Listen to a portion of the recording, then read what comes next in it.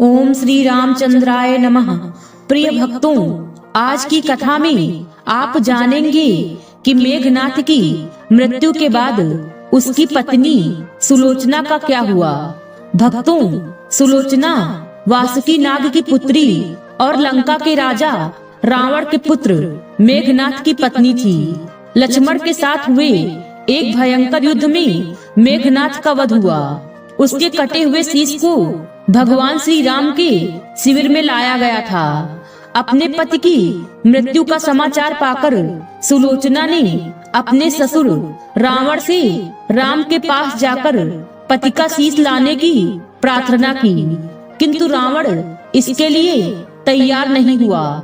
उसने सुलोचना से कहा कि वह स्वयं राम के पास जाकर मेघनाथ का शीश ले आए, क्योंकि राम मर्यादा पुरुषोत्तम हैं। इसीलिए उनके पास जाने में तुम्हें किसी भी प्रकार का भय नहीं होना चाहिए। रावण के महापराक्रमी पुत्र मेघनाथ का वध करने की प्रतिज्ञा लेकर लक्ष्मण जिस समय युद्ध भूमि में जाने के लिए प्रस्तुत हुए, तब राम उनसे कहते हैं, लक्ष्मण, रण में जाकर तुम अपनी वीरता और कौशल से रावण पुत्र मेघनाथ का वध कर दोगे, इसमें मुझे कोई संदेह नहीं है।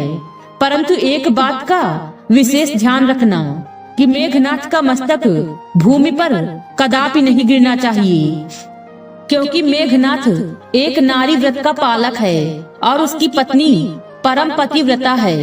ऐसी साध्वी के पति का मस्तक अगर पृथ्वी पर गिरा तो हमारी समस्त सेना का विध्वंस हो जाएगा और युद्ध में विजय की आशा त्यागनी पड़ेगी। लक्ष्मण अपनी सेना लेकर चल पड़े। समर भूमि में उन्होंने वैसा ही किया। युद्ध में अपने बाणों से उन्होंने मेघनाथ का मस्तक उतार लिया, पर उसे पृथ्वी पर नहीं गिरने दिया। हनुमान जी उस मस्तक को रघुनंदन के पास ले आए। मेघनाथ की दाहिनी भुजा आकाश में उड़ती हुई उसकी पत्नी सुलोचना के पास जाकर गिरी। सुलोचना चकित हो गई। दूसरे ही क्षण अत्यंत दुख से व्याकुल होकर विलाप करने लगी, पर उसने भुजा को स्पर्श नहीं किया। उसने सोचा, संभव है यह भुजा किसी अन्य व्यक्ति की हो। ऐसी दशा में पर पुरुष के स्पर्श का दोष मुझे लगेगा। निर्णय करने के लिए उसने भुजा से कहा, यदि तू मेरे स्वामी की भुजा है तो मेरे पतिव्रत की शक्ति से युद्ध का सारा वृत्तांत लिख दे। भुजा को दासी ने लेखनी पकड़ा दी। लेखनी ने लिख दिया, हे प्राण प्रिय, यह भुजा मेरी ही है। युद्ध भूमि में श्री राम के भाई लक्ष्मण से मेरा युद्ध हुआ।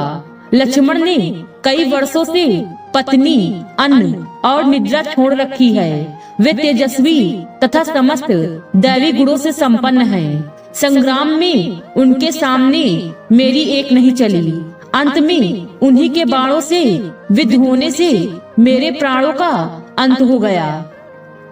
मेरा शीश श्री राम के पास है। पति की भुजा द्वारा लिखित पंक्तियां पढ़ते ही सुलोचना व्याकुल हो गई। पुत्र वधू के विलाप को सुनकर लंकापति रावण ने आकर कहा, शोक न कर पुत्री, प्रातः होते ही सहस्त्रों मस्तक मेरे बाणों से कटकर पृथ्वी पर लौट जाएंगे। मैं रक्त की नदियां बहा दूंगा।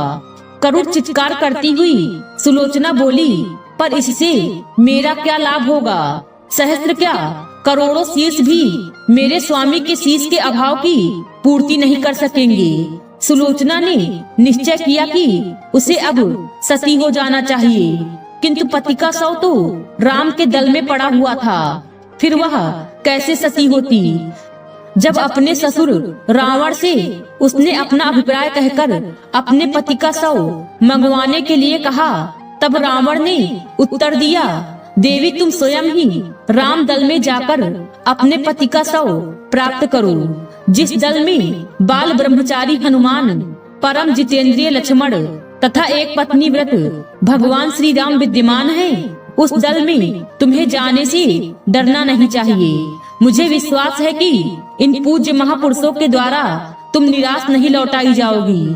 सुलोचना के आने का समाचार सुनते ही श्री राम खड़े हो गए और स्वयं चलकर सुलोचना के पास आए और बोले, देवी तुम्हारे पति विश्व के सर्वश्रेष्ठ पराक्रमी योद्धा थे। उनमें बहुत से सद्गुण थे, किंतु विधि की लेखनी को कौन बदल सकता है। आज तुम्हें इस तरह देखकर मेरे मन में अत्यंत पीड़ा हो रही है। सुलोचना भगवान राम की स्तुति करने लगी। श्री राम ने उसे बीच में ही टोकते हुए कहा, देवी मुझे लज्जित न करो।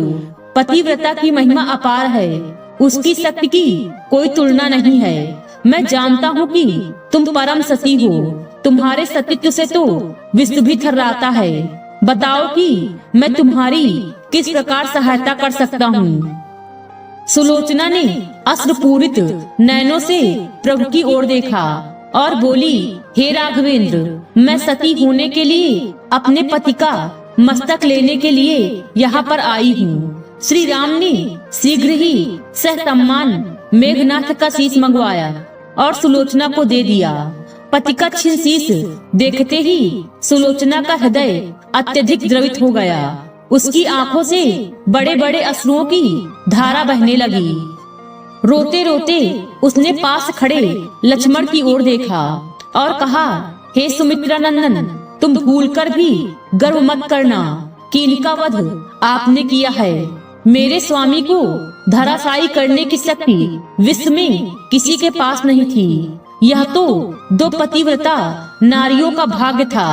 आपकी पत्नी भी पतिव्रता है और मैं भी पति के चरणों में अनुरक्त रखने वाली हूँ, उनकी अनन्य उपासिका हूँ। पर दुर्भाग्य से मेरे पति एक पतिव्रता नारी का अपहरण करने वाले पिता का अन्न खाते थे और उन्हीं के लिए युद्ध में उतरे थे। इसी से मेरे प्राणनाथ परलोक सिधारे। सभी योद्धा सुलोचना को राम शिविर में देखकर चकित थे। वे यह समझ नहीं पा रहे थे कि सुलोचना को यह कैसे पता चला कि उसके पति का शीश भगवान राम के पास है। जिज्ञासा शांत करने के लिए सुग्रीव ने पूछ ही लिया कि यह बात उन्हें कैसे ज्ञात हुई कि मेघनाथ का शीश श्री राम के शिविर में है। सुलोचना ने स्पष्टता से बता दिया, मेरे पति की भुजा युद्ध भूमि से उड़ती हुई मेरे पास चली गई थी। उसी ने लिखकर मुझे बता दिया।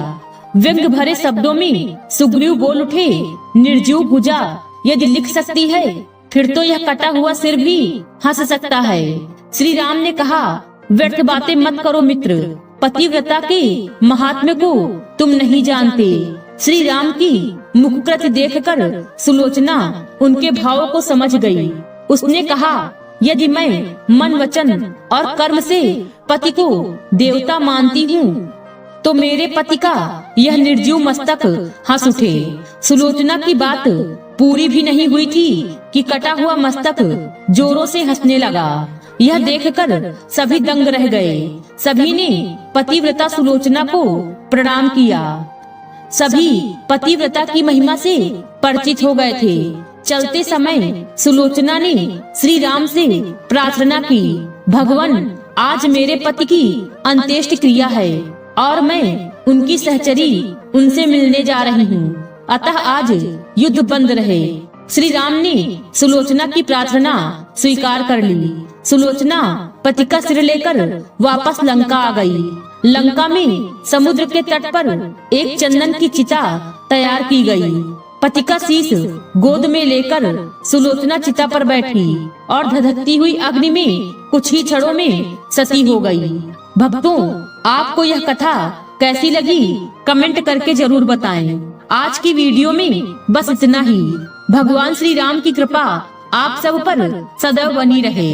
उम्मीद है वीडियो पसंद आई होगी। इस वीडियो में बोलते समय कोई त्रुटि हुई हो तो क्षमा करें। वीडियो पसंद आई हो तो वीडियो को लाइक और शेयर करें और चैनल को सब्सक्राइब कर दें और कमेंट बॉक्स में जय श्री राम लिखना बिल्कुल न भूलें। मिलते हैं अगले वीडियो में। खुश रहिए और खुशियाँ बांटते रहिए। जय श्री राम।